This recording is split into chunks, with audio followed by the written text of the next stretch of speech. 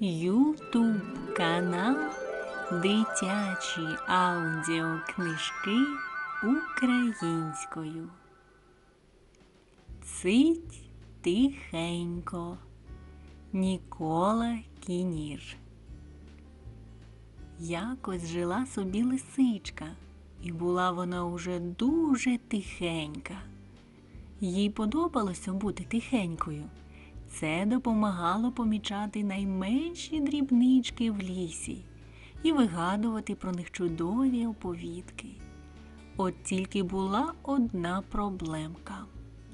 Усі її друзі були дуже галасливі.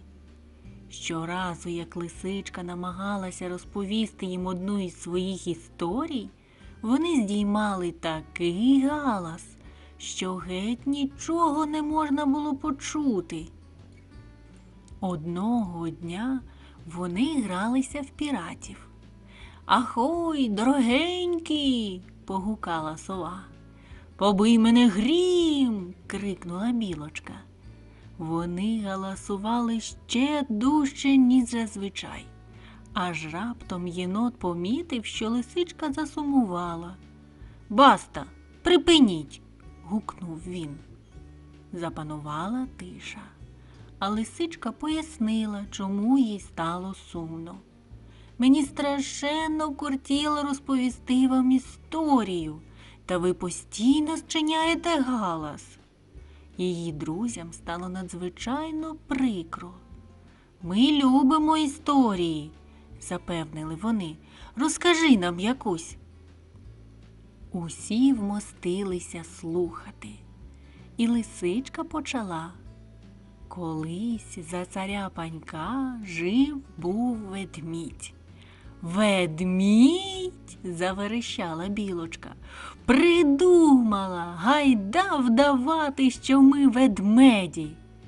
«Стривайте!» – гукнула лисичка, коли друзі з ревом розбіглися навкруги. «Я ще не закінчила свою історію!» Та її галасливі друзі вже видерлися на дерево. «Ми дряпаємося по деревах!» – кричали вони. «Точнісінько, як ведмеді! Ну ж бо, лисичко, ставай і ти ведмедем!» Але маленька тихенька лисичка дещо помітила. Велетенські сліди від пазурів. «Цить!» – вигукнула вона. «Гадаю, поблизу може бути справжній ведмідь!» Та її галасливі друзі вже стрибнули в річку. «Ми хлюпаємося!» – кричали вони. «Точнісінько, як ведмеді! Ходи хлюпатися з нами, лисичко!» Але маленька тихенька лисичка помітила ще дещо. Велетенські сліди від лап. «Цить!» – прошепотіла вона. «Упевнена, десь тут таки є ведмідь!» Та її галасливі друзі вже потупотіли по інший бік кладки. «Ми ревемо!» – кричали вони. «Точнісінько, як ведмеді! Ау!» Але маленька тихенька лисичка почула дещо дуже страхітливе. Розкотисте, глибоке, гуркотливе, невдоволене гарчання. «Цить, тихенько!» – прикрикнула вона. «Я справді думаю, що десь тут є ведмідь!» «Звичайно, тут є ведмідь!» – відповіла білочка. «Ми всі ведмеді!» І вони знову заревіли. Лисичка відчула, як здригнулась і затремтіла земля. Це точно був ведмідь. Треба попередити друзів. Та як змусити їх дослухатися до її застережень? Доведеться кричати голосніше, ніж будь-коли в житті. «Тихенько!» Цього разу її почули всі і негайно припинили галасувати. А тоді озвалася білочка. Мені не подобається поводитися тихенько. Але ж тут справжній ведмідь, прошепотіла лисичка. Де? Схопилися друзі. Ау! Заревів справжнісінький велетенський ведмідь. Хучіш, ховаймося, наказала лисичка. Вона заштовхала, заторсала й запхала усіх усередину старого пенька. Допоможіть! Крикнула білочка. Мені страшно, заверещав єнот.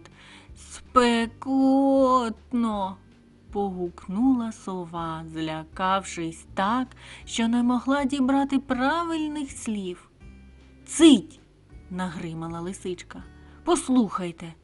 Зовні долинали дивні звуки.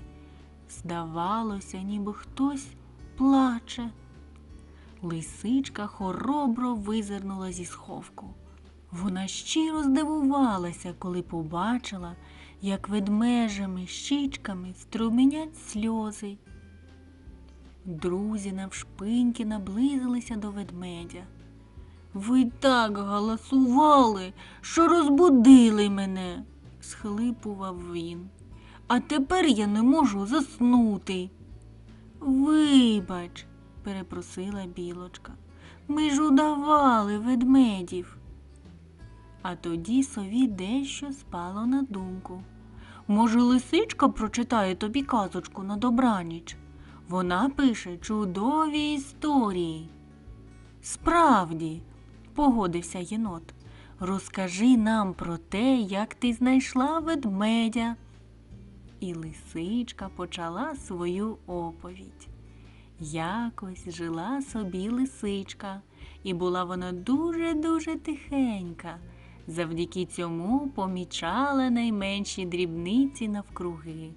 І саме так натрапила на сліди від пазурів та відбитки лап велетенського ведмедя. Поки лисичка оповідала свою історію, усі тихенько слухали її.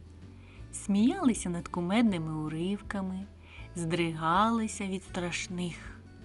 А потім, сказала лисичка, коли історія добігла кінця, всі друзі потягнулися, позіхнули та швиденько поснули.